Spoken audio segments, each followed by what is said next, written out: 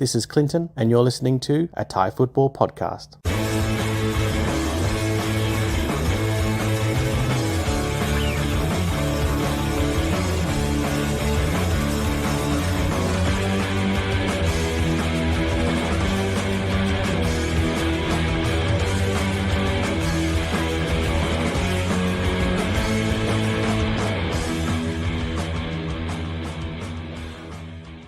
Welcome aboard, episode number 11 of a Thai Football Podcast with me, Dale Farrington, and me, Rob Bernard. Welcome along, everyone. Great to have you all back. What an eventful few days, Rob. Yeah, it's never dull in Thailand, Dale. We thought without the top flight, there'd be not much to report this week, but how wrong could we be? Never presume. You were at the match on Saturday. I was, yeah. I went down to Samut Prakan. I was originally meant to be at Rayong against Nakhon, where I'd have probably witnessed a relatively dull one each. But things contrived against me, so plan B was to head to Bangkok. Every cloud, as they say. You got a bit of a scoop, didn't you? Oh, not half. So what we'll do is we'll go straight in. We'll cut it into two. So we'll listen to the first half, and then we'll have a little chat about that, and then we'll crack on with the second bit. So here you go. This is the first part of Rob's report. Samut Prakan City against Chiang Mai United. Rob's Roving report. Good evening, Dale, from deepest, darkest Bangkok. And tonight I'm reporting on the second division clash between Samut Prakan City and Chiang Mai United. Samut Prakan coming into the game. They've won their opening game, as we know, in controversial fashion, off the pitch anyway, down at Pattaya. They went down 1-0 to top of the table Chiang Mai in the home game before losing 3-0 last week at Nakhon. Chiang Mai United, on the other hand, they had a reasonable start. I saw them on the opening night. They looked big and strong when they won 3-1 at Customs. Chiang Mai followed that up with a 1-0 home defeat against Ayutthaya, with about 600 fans rattling around the huge stadium up in the northern capital, before they drew 1 each with Suphanburi on the road last week. So let's see what happens tonight.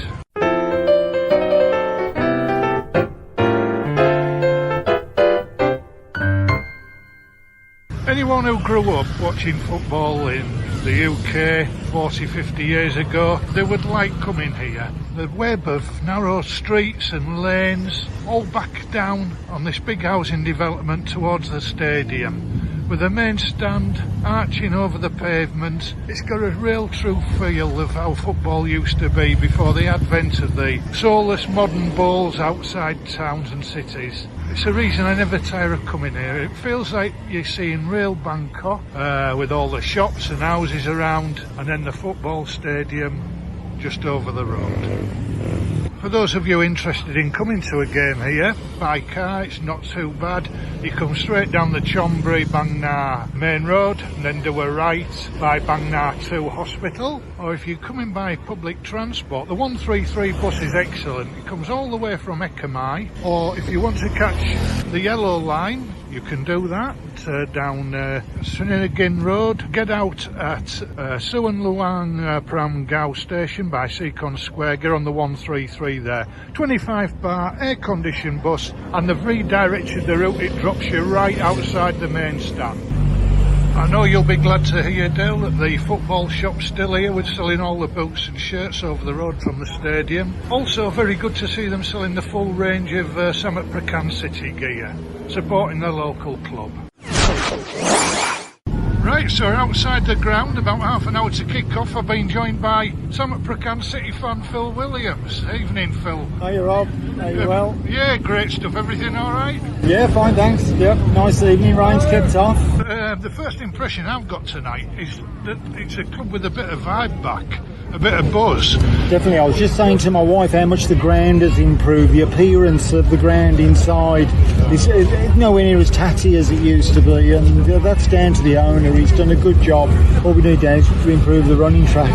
At least you've got these temporary stands behind the goals. A lot of other clubs do well to take heed of that. Yep, the stadium's looking good. No complaints. No, that's good. Non-bonus, the young photographer. Well, I've just seen him and he's walking around with his camera in his hand, so maybe he's been reinstated or something. That's fantastic news, because we had a few messages on Twitter. Or maybe he's just working and not getting paid. That's if he was getting paid in the past. But I don't really know the full situation, but I know his dad was upset. He kind of lost his job here, but he looks to have got it back again. Oh, that's good news for everyone. I was talking to a Scandinavian big guy on the. He said he asked me for my prediction. I went for a diplomatic one each, and he looked at me as I was crazy. What do you think tonight? I'm quite confident. I'm going to go for 2-1. Summer Prakan, and my wife says 1-0. So we're both going for a win. Oh, that'd be nice for you. You deserve it after your journey last week. Cheers, Phil.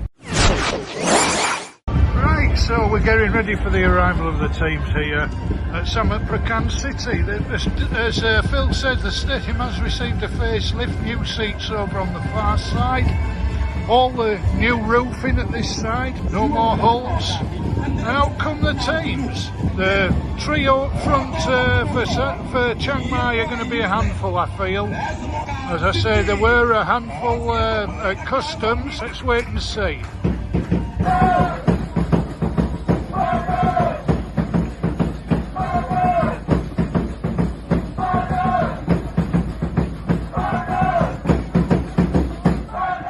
I would estimate probably 30, 40, 50 fans come from Chiang Mai, a long journey. The home fans in good voice do encourage people to get out and watch the T2 and T3 teams while the top division's out of action for a few weeks.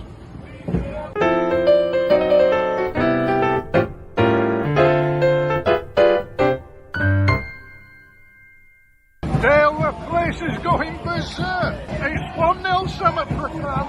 We're only in the 4th minute. A terrific low shot with a left boot outside the box. I can't quite see who scored it from this distance. A tremendous goal. 1-0 to the home side. 4 minutes. Dale, it's 2-0. It's 2-0. They've soaked up some pressure. But they had plenty of possession in the final third. The hosts loved the more likely side. I have to say, a cross came in, the header beat the keeper, didn't even smell it. 2-0, 2 minutes to half time.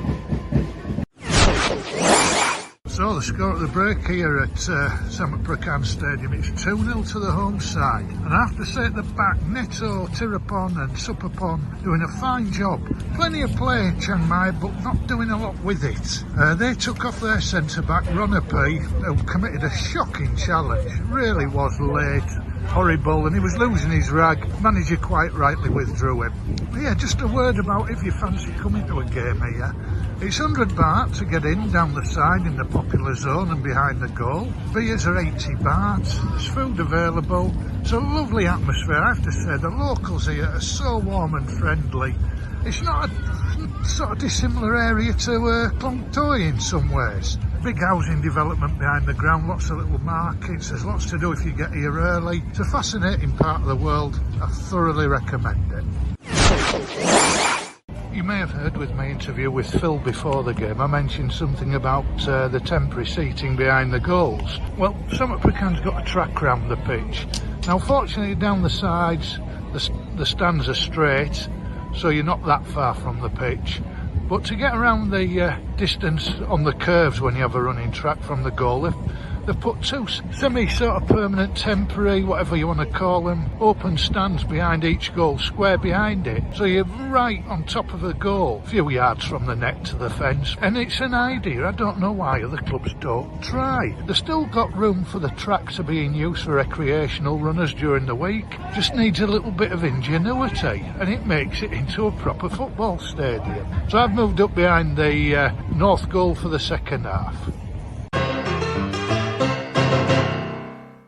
Well, that all sounds very positive, Rob. Yeah, there were full value for the league and a good vibe about the place. You know, it's good to see people happy. And it sounds like, I mean, something that we've talked about before, the location of the ground is very good, isn't it? I do like going there as well for that reason. So 70s or 80s back in England, Kenilworth Road's not a bad comparison, all them little streets around it. Was it Marco on Twitter who made this point about grounds that actually back onto main roads? It's very rare, isn't it, in this part of the world? It is. There's generally a big courtyard. Suppose the main stand at Port down that side road, but it's not really where everyone ventures before the game. That's it. So it's quite unusual in that respect. And I think you said in the report there's a good vibe about the place. Phil was very positive about the improvements to the stadium. Yeah, really good, Dale. Really good. You've got to give the owner credit, haven't you? Absolutely. Right. Shall we listen to what happened during the second half? Yeah, it sounds interesting, doesn't it? It certainly does. Right. So this is the second half. Rob's moved. He's now behind the goal, and he's going to watch the event of the second half of Samut Prakan City against Chiang Mai United unfold.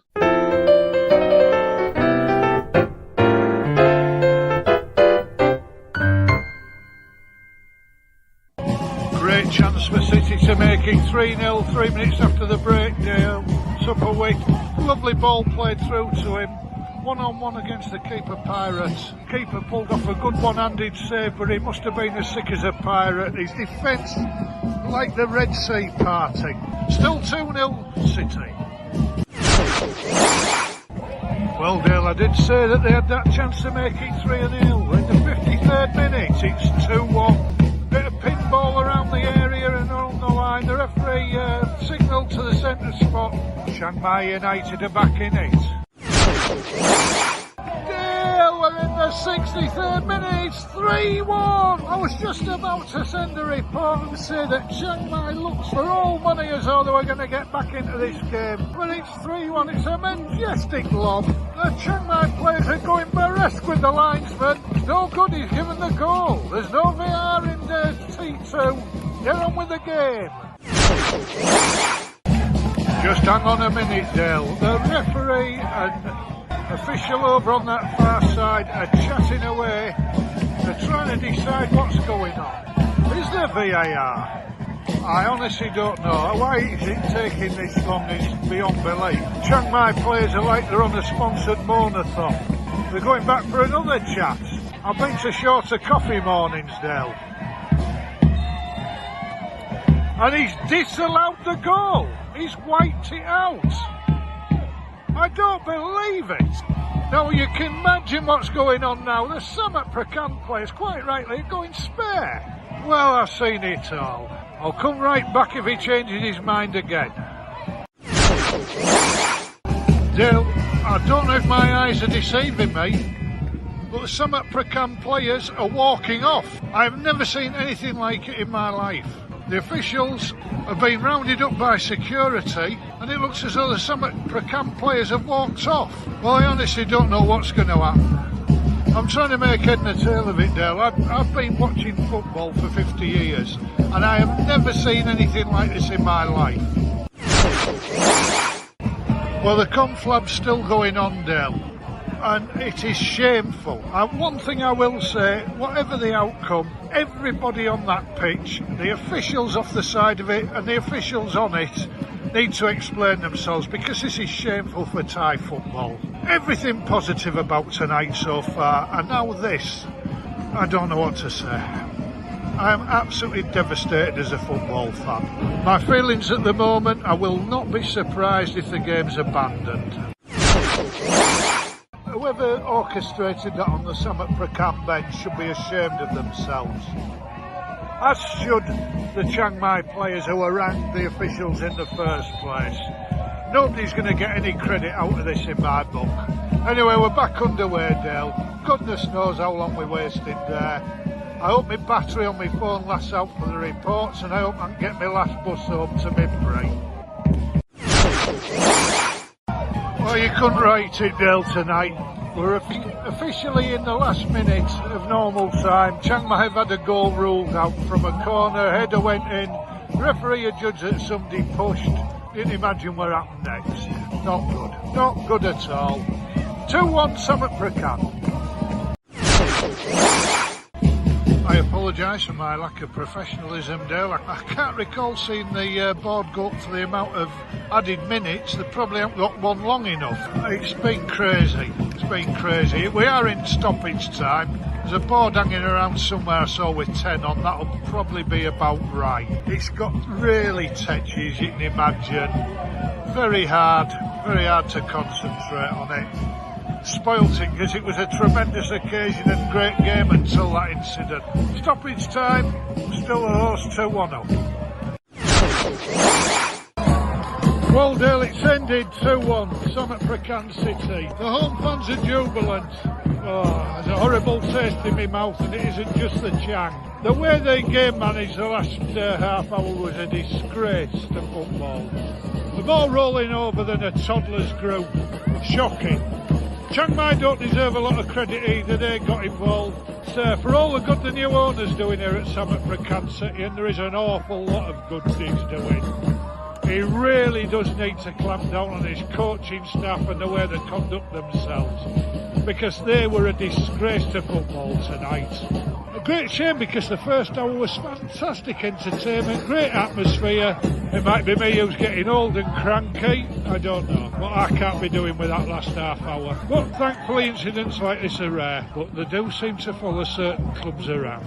2-1 Summit Prakan full time, Dell.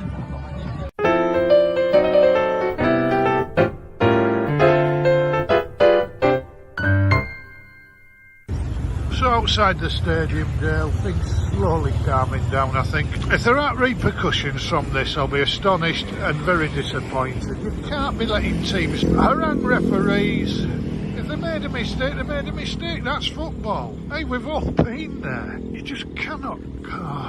I don't know where to start. Anyway, it's such a shame, as I say, because it's a great place to come and watch football. It really is, and there's potential galore here. If they get the locals involved, they've got great chance of building the crowds. I don't know, maybe controversy such as this will do it.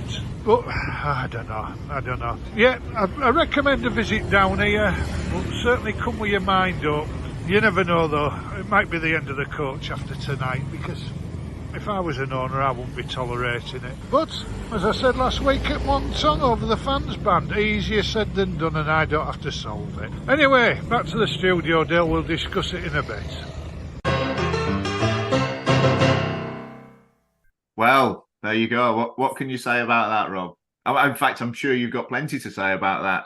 Yeah, I mean, where to start, really, unravelling it? First of all, I do hope there are sanctions, but I don't think there will be, for one reason. I've thought about it long and hard, and I put my thoughts on Twitter and I got some feedback. The only thing I can presume is that the officials are used to doing T1 games and drop down for the weekend. They're used to having VAR. The players quite rightly, well, not quite rightly went spare, because you can't be doing it, but it was offside. Let's be fair, it was offside, the goal. They went to the linesman. Now, the thing that I think's gone on is somebody's got in their ear and said, look, you've made a real cock up here, guys. And they were chatting. Honestly, Dale, it must have been 4 or 5 minutes over there. And the players kept coming and going. You can imagine how it was. And I think somebody was probably reviewing it. I think you said it on Twitter, bootleg VAR. You know, it's the only thing. What else could they have talked about? Which bars to go to? What's the best bus route home? I don't know. That's very likely, isn't it, that they were watching a rerun, even though they weren't supposed to be using VAR, which, again, opens up another whole new can of worms, doesn't it? It does. The action to the Summit Prakan coach and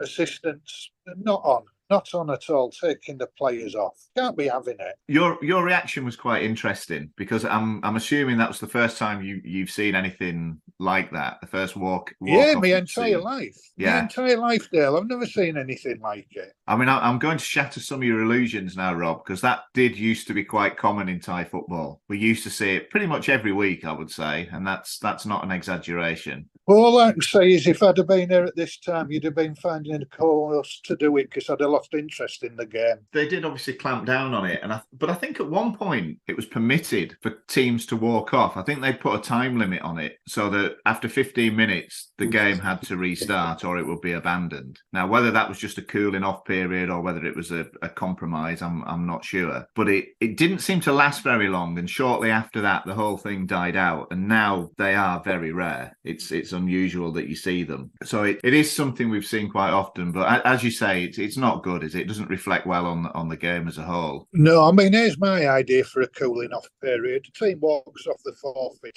or just give everybody a yellow card and the guys who instigate it on the touchline reds. It certainly needs something. But like you say, I mean, I've not heard anything if there are going to be repercussions. I would be very surprised if there are. I agree with you on that. But it's such a shame because up until that point, it was all very positive. Yeah, it was good. It was a good game. I tell you what, it knocked the steam out of Chiang Mai United because they were the better side at that point. Maybe it's the dark arts then. Maybe it was all part of the master plan. I don't think that's smart, mate. They just lost the plot. Anyway, we'll leave it there and just hope that it doesn't happen again. It's happening all too often to Sam at Prakan, Dale. That's 3 times now in 4 weeks, some incident around them. Yeah, they do seem to attract trouble, don't they? I can only speak from experience as an administrator on league committees or running cricket events. You start getting the same name week after week that takes up 80% of your meeting, you lose your rag eventually. We'll leave it there and let's see if there's anything further to report in the next couple of weeks. Let's just hope they start behaving themselves. Yeah. Right. Now, a couple of weeks ago, we had James Baxter on the podcast. Very good interview with James. James is very knowledgeable, knows a lot about Thai football, has got some very strong opinions.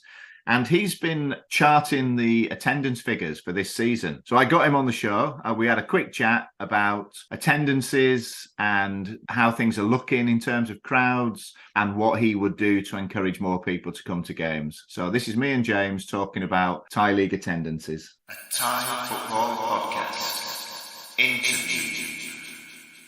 Right, welcome back, James. It's good to have you on again. Thanks for having me again. How have you been? It's quite cold in Australia at the moment, so missing the Thai weather, but hopefully it'll be a bit warmer soon. I can actually see you on this chat. You're wearing a ski hat and you're indoors as well, so it is obviously very cold. Yeah, it's about -1, -2 most nights at the moment. Not too pleasurable. I don't blame you then in that case. Anyway, you've come on this week to talk about attendances. You've been monitoring them this season and comparing them with previous years, and the overall trend appears to be that they're up. Obviously, we had that downfall with the whole COVID pandemic and no fans being allowed. And then last season, it wasn't quite as good as maybe we'd hoped, but to be expected. But now it's back. What do you think the reason for that is? I actually think that part of it might have been due to the off season where it was, is there going to be a TV deal? Is there not going to be a TV deal? How am I going to watch it? And it might have actually forced fans to go, well, I'm actually going to have to go and watch the games then. And I don't think that's the sole reason, but I think it's definitely part of the reason. I don't know of any other club, but you see Port, they've got under 15s can attend for free now. So that's always going to help attendances too. That's a really good initiative. I am surprised that more clubs don't do things like that. It's actually funny because this week in Australia, it was announced that the Western Sydney Wanderers are going to be doing the exact same thing. Under 15s playing grassroots football in Western Sydney can attend A-League games for free. Well, let's hope it catches on, because I'm all for that. Anything that attracts younger people into ground has got to be a good thing. Yeah, and the beauty of it is that, like, there's going to be some real young kids that want to watch it, and of course their parents are going to have to come. So clubs are still getting maybe 1, maybe 2 paying customers, as well as giving free tickets out to these kids. And really, they're the future of the sport in terms of fan base and participation. So if you can get them hooked as early as possible, it's the best outcome. And it's obviously had a positive effect on crowds at Port as well. It's always tricky because we don't know exactly how big the stadium capacity is. And on top of that, because they're not paying customers, they're probably not included in the attendance totals. But that game at home that we had, the ground looked packed. There were some empty seats, but it it was few and far between. When I was growing up in England, you'd go to a game on the Saturday and you'd kind of estimate the crowd. I mean, I'm talking lower league, and you'd estimate the crowd. And you say, oh, there must be like 7,000-8,000 here. And then you'd look in the paper the next day, and the official attendance was something like 3,500. But in Thailand, the opposite always seemed to be true. You go to a ground and you think, oh, it's only about 1,500 here, and then you'd see the official attendance, and it was about 5,000, and you just think that's not right. But what Port seem to have done is they've gone back to that old English way. The ground looks full, and they seem to be underreporting the attendance figures. And then we had that other instance recently where on the Thai League site, attendance for Buriram was reported, but then a picture from in their game said an entirely different attendance, and I think it had 4,000 extra people there. So I think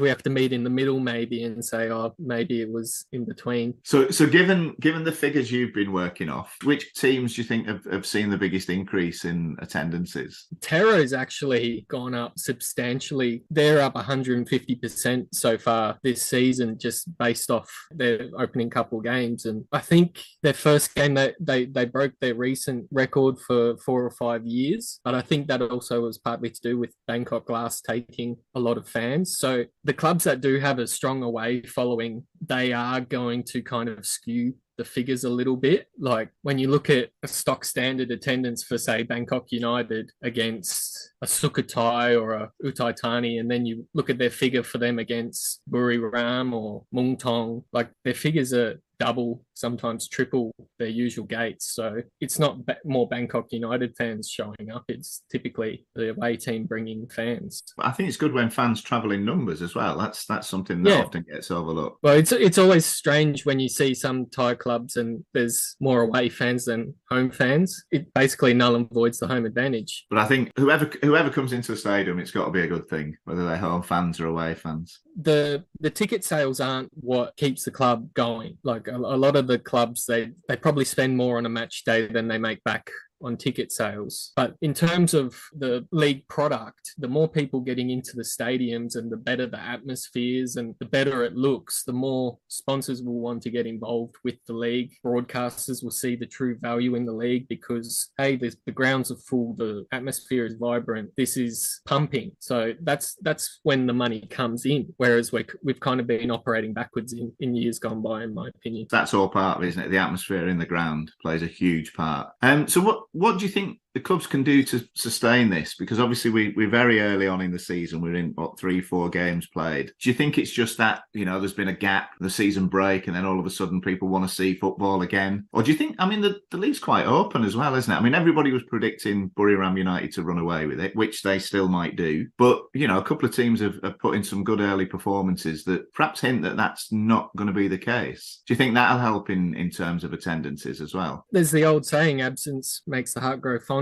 And we've come from the off season, and the football so far has been quite good. Like there's not really been many games where you just think, oh, they're going to show up and get battered. It's a good match most of the time, and the games are tight. The games are more accessible as well online. Like you've got clubs using YouTube and things like that. So even if you can't get to the ground, there's also a viable alternative. So we're kind of seeing strength in both those numbers in terms of the online viewership and the in match attendances. So for me, for them to sustain it, you want to see less instances of time wasting, as much attacking football as possible, and that's what will keep fans coming back, is an enjoyable match day experience. Yeah, that and a competitive league as well, which I think we've got this year. I don't know why. I've said before on these podcasts that I'm feeling probably more optimistic at the start of this season for Thai football as a whole than I have done for a long time. There just seems to be something a little bit different, whether it's all the stuff that's been going on behind the scenes, whether it's just because I'm probably paying more attention now I'm involved in this podcast. I don't know, but I just feel a lot more optimistic, and these early signs are good, aren't they? I think. Yeah, I think so too. Like it's been a nice start to the season where I've been pleasantly surprised by how it's actually played out, because you couldn't help from the off season come into the season thinking, oh, what's actually going to happen. And so for what we've seen so far, it's been pretty good. Bearing that in mind, I'm now going to throw the spanner in the works, which is the international break. The Thai calendar, the league season, is blighted with these breaks that do seem to get longer and longer each year. Now, we've got one at the moment. I'm talking about top flight again here. Do you think that's going to have an adverse effect on the crowds? Do you think the fact that there's no top flight football for a couple of weeks is going to put people off, or do you think it won't make any difference? It's a tricky one, because if the Thai national team does well, you might see more fans want to actually attend games. But if the games don't go as well, which I think Thailand should win their games personally. They're playing Mickey Mouse teams. Like, they're not playing top tier teams. So if Thailand can perform well and play a good brand of football, which they do under Mano, then you're going to probably see more people wanting to get into the grounds. But what you'd hope is the T1 fans that can't get to the international games, it'd be good to see them getting down to their nearest T2 team or T3 team to get a game in still, and that'll have an effect on the lower leagues and hopefully get them kicking on as well. That'd be nice to see. I mean, it is difficult though, isn't it, in football, because things are so partisan that, you know, even popping along to watch another club can sometimes be conceived as being disloyal. I don't think it's as tribal in Thailand as it is elsewhere, but yeah, it's a tricky one. You've got to want to go and do it rather than, oh, I've got no football on, I'll just sit at home. You've got to want to get out, and for me, it's always more fun. When I was living in Thailand, if I couldn't get to a Port game, I'd find the nearest game I could go and watch. That's how you get your knowledge up as well. Let's hope that does happen. So just to close, any final thoughts on attendances, maybe how clubs can attract more people, or what you expect to happen for the rest of the season? I think clubs are doing a reasonable job at the moment. Like, I'm usually quite critical of the efforts that are made for the league in terms of how they try and attract people, but they're doing what they need to be doing at the moment. But there are clubs, certainly in T1, that could be doing a better job for themselves, and that's the likes of Chiang Rai United, who, like, they've got a beautiful stadium, but their crowds are the lowest in the league at the moment. I watched their game a couple of weeks ago, and it was just like, I wouldn't pay to go and watch that every week. And it's like, how do you convince people to turn up to your ground if you're just playing? I get you play the way that you need to play to try and win, but at the same time, you've still got to have a style that people want to watch. And it's all well and good when you're winning, but when you're not winning, no one's going to want to show up. That'll push on to the likes of Muangthong soon, and that's just a sense of they're not doing too well at the moment, but they've also got 8 games away coming up. So if those games don't go well and they can't pull themselves together, they're in a lot of trouble. And in the second leg, those 8 games in a row at home will be fantastic for them. But if they've put too much to catch up, then it's going to be hard for them to get the fans back. It's not an ideal situation, is it? It was interesting after the Muangthong game the other night. The crowd was giving us just over 5,000, and the reaction to that, some people were saying, oh, that's a really good crowd for a Monday night, we're really pleased with it, and others were saying, oh, what a disappointing crowd, it should be twice that size. You know, you're always going to get that. The thing that annoyed me with that game being played on a Monday night is, I get it if you're allowing away fans, but it's a derby game. So if there's going to be away fans, sure, have it on Monday night, because it'll be easier to keep it under control, and there'll be less people turning up to the game out of control than they would on a Saturday night or a Friday night. But the thing that I noticed was when they panned to the cameras probably 5 minutes from full time, that stadium was nearly empty. Like, they were going through the crowds and the stands had already emptied. So I think if they don't get themselves together soon, and you know, they might not, but if they don't get themselves together soon, they're not only going to be where they are on the table, but they're going to have a lot of angry fans. And that's already been shown by their fans writing a letter to the board saying the squad's not good enough. No, that's something we're going to have to keep an eye on over the next few weeks. The league's not all doom and gloom. And it was very easy to get in that mindset from the way that we were leading into the season. But I see no reason not to be positive. And even in T2, there's no reason not to be positive about how things are going there at the moment. So the best thing that fans can do is try and support their nearest club as much as possible. And that's a great place to end it. I endorse that. Thanks very much, James. Really enjoyed that chat again. See you soon.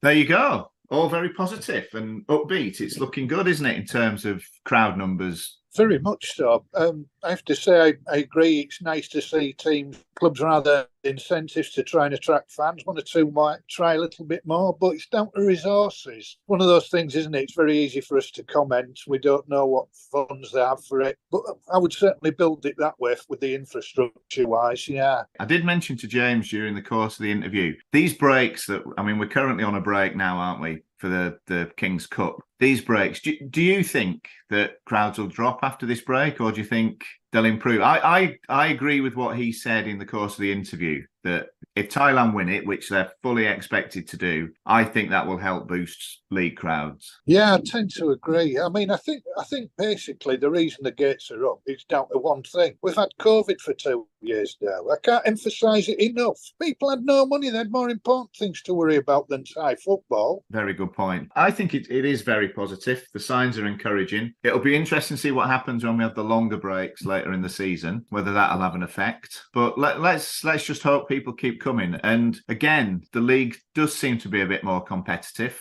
You know, a few teams have come out of the blocks, one or two unexpected ones. I know you're keeping a close eye on Police Terror. For the sake of the game as a whole, I mean, there's no anti-Buriram United bias on this show, I can assure you. But it'd be great if they didn't run away with it. You know, a couple of defeats early on, keep things interesting, and crowds will continue to grow. That's the hope, isn't it, anyway? It is. The only one worry, average-wise, is if Buriram don't do well, how flaky is their support? We'll see, won't we, if that does drop off. It's very possible. Hi, my name is Fran, and I'm listening to a Thai football podcast. A couple of weeks ago, we had Matt Riley on the show, and Matt's book is due out very shortly, 2 weeks, I think. And Rob's going to be reviewing Matt's book next week. It's getting a lot of positive reviews on social media, and I think we're all looking forward to it, aren't we? Oh, very much so. Right, when you're not reviewing books, you're out watching football. And here's another very short report of you at a game on Sunday. The events of Saturday didn't put you off, thankfully. So do you want to just introduce this one, Rob? Yeah, just a local League Cup tie. Last weekend saw plenty of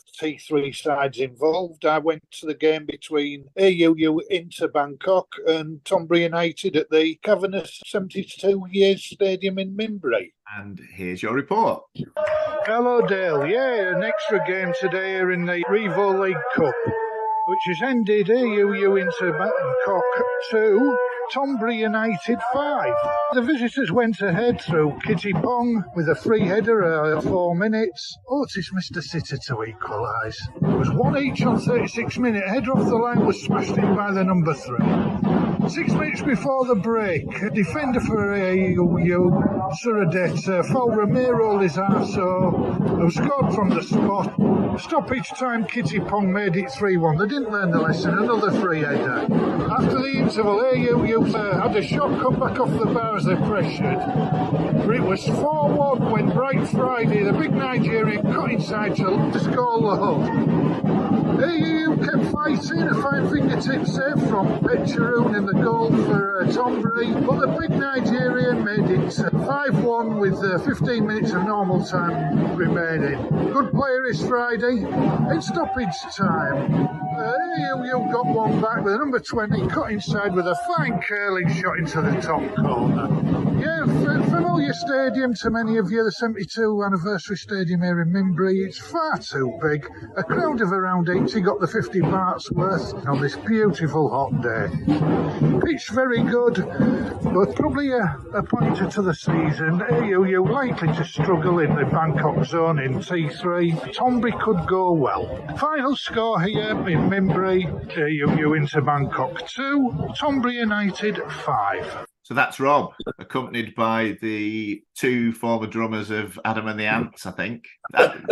What were they drumming about? The match had long since finished. So, you know, the players come across later, and I was being a professional. I waited for full time to compile my report, and they were at it. I have to say they were really nice, the Tonbri fans. An Argentinian cheering his countryman on offered me free beer out of the ski. A guy actually, when I was walking to the ground, gave me a lift. Those are the nice things about Thai football that I love. Don't ever have me on a guess the crowd competition, by the way. The gate was 151, not 80.